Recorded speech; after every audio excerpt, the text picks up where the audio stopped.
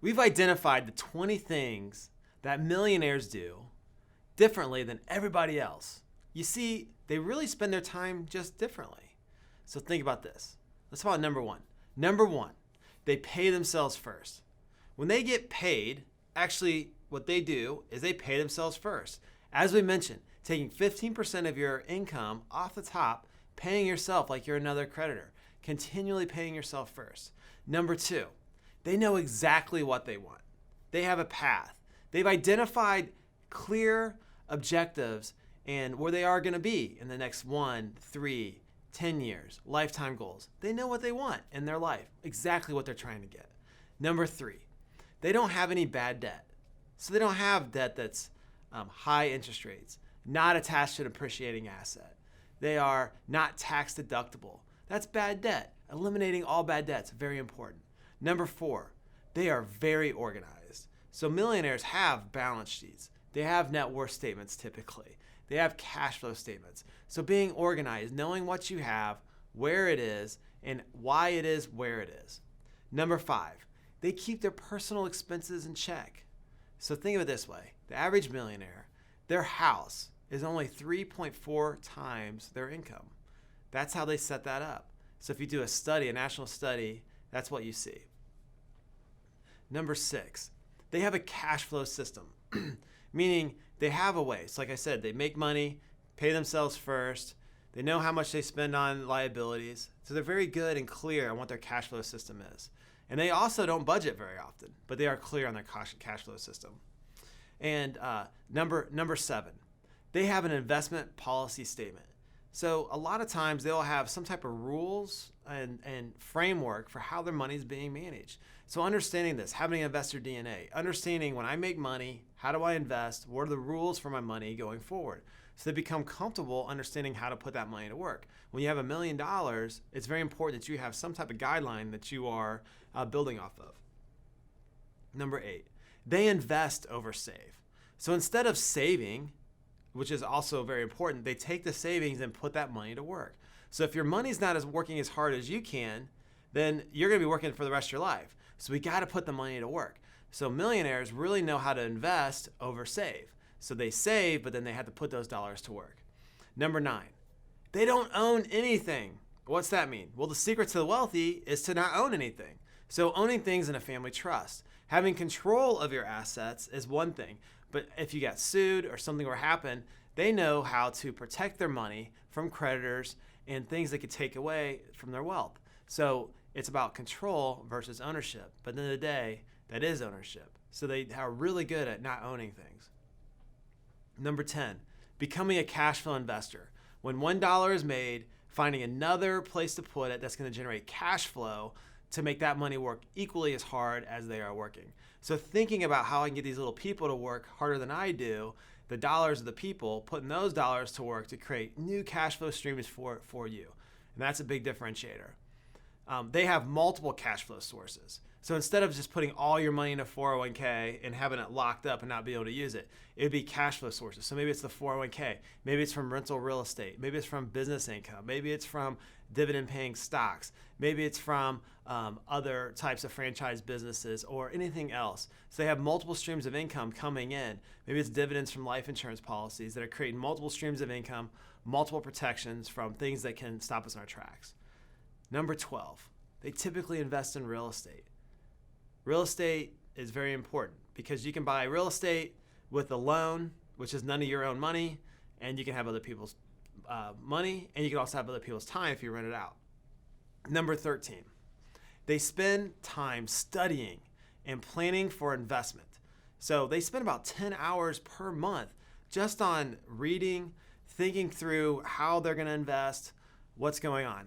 I get challenged quite a bit from our millionaire clients about, oh, why are we doing this strategy? Have you ever thought about this real estate project? Have you ever thought about maybe buying stock options in another way? And what's great for us, that becomes all the new capability that we learn from our clients as they're studying and researching and we're collaborating, creating a new, better process as we are working together for this overall common goal of trying to reach your full financial potential, becoming work optional. So it's very good to have those types of things, but they spend about 10 hours per month really trying to invest their time and energy in understanding how best to invest their money. Number 14, energy toward personal growth. If you look at it, they spend 5 hours a week just reading, 6 hours exercising, right? And what do they read? Well, typically biographies, self-help books, history, understanding other people and how they develop and become better. I know me, I've got a laundry list of books that just keep piling. I'm just cranking through them all the time.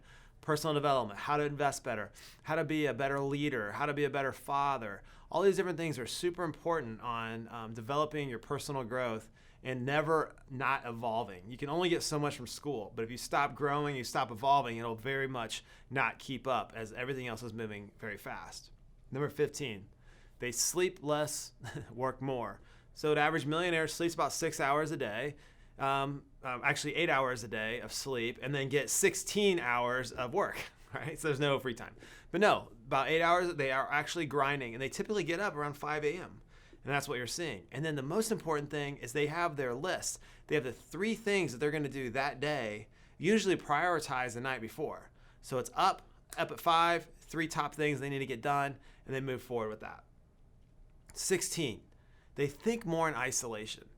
If you study like some of the most successful people in the world, they'll talk about meditation. They'll talk about when they get in a Zen-like place where they can think in isolation so they can create things. So it'd be like, how do you meditate? I know for me, we do this stretching routine we do every night for about 20, 25 minutes where we just quiet, stretch, and think and get clarity. Other successful people will take mind breaks within the day to be able to get really clear in understanding meditation. Others will go to church and other things to be able to get that. But they are very cognizant of being thinking in isolation. Number 17, they ask for feedback. They are unfazed by criticism. Matter of fact, criticism sometimes help them get better. But their critics are, like Bobby Knight says, they can kiss them on the... Anyway, that's what they're saying, is that we ask for feedback. Hey, how did that go? How did that come across? Was that the right idea? I need to know so I can get better and become better at doing something that I'm really working on. So that's what millionaires typically do. And they actually have number 18. They have key relationships in their life. And there's like 4 crucial ones. Typically I have a coach. I know for me, I've got Dan Sullivan's strategic coach. He really helps me out quite a bit. I have other coaches as well that help me from different pieces of our business to be, whether it's to be able to speak clearly, if it's better to be a better writer, if it's better to have, better business acumen, or just a thought coach, like what strategic coach does for me. They also have mentors. Like I have a lot of mentors. Like if I'm looking at an investment opportunity or I'm trying to find out what to do, I'll call other people that have been in that space that I can mentor with to help think through the solution. Or in our industry, other people that invest money in a different way or something that I can call and get some of that mentorship. So that's a key relationship for me. And then you need a cheerleader, right? Someone that's just rah, rah, rah, you can do this. And I love having cheerleaders because it's always good to have someone pumping you up so you can go. And the 4th one, just a good friend. And your friend's always going to put you in your place. You call them up. Hey, was I being a jerk? Yeah, you were pretty much a jerk. Or, did I do the right thing? Well, you could probably do it this way. A friend's going to be there for you that way. And a lot of people can only count their real friends on one hand. So those are the 4 type of relationships millionaires typically have. And then 19, they practice consistency. They have a strict routine that they're consistent on. And if you think about I did a piece on Steph Curry, like he's got a consistent routine that he does every day before he gets up, for his basketball routine before he gets up to be able to play in the game. You'll have people that, like I said, they wake up, they do certain things. So like me, wake up, hit the gym, get clear with my day, get ready to have an unbelievable experience throughout the day, and everything is scheduled all on the way. And then you got your deload and you finish the day that way. So like, what is that consistency where you're getting small victories one piece at a time? And that's that law of moderate gains, where you're just getting little victories along the way, and that consistency really comes through. And number 20, they're more conscientious. Like they know their own impersonal self very well.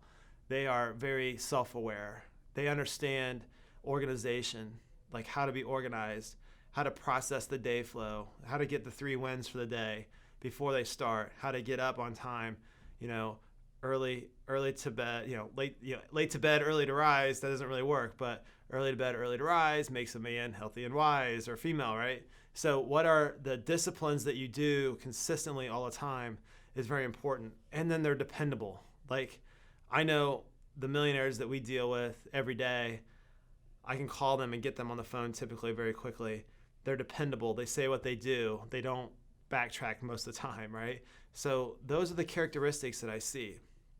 So if you want to be these 20 things that, let me repreface, self-made millionaires do that are differently, this is a great framework to start with. So think about it. Let me know what you think. You have 20 of these things. Maybe there's more, but feel free to give me more input on this, because as we study this and start to understand more how we can not only be rich financially, but how can we add more impact and value back to society as we start to build this game of life, as we continue to grow.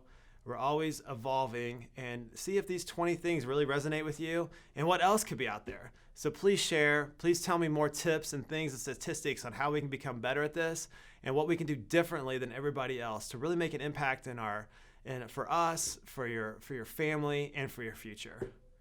And we'll talk next time. Have a great day, and I'm signing out.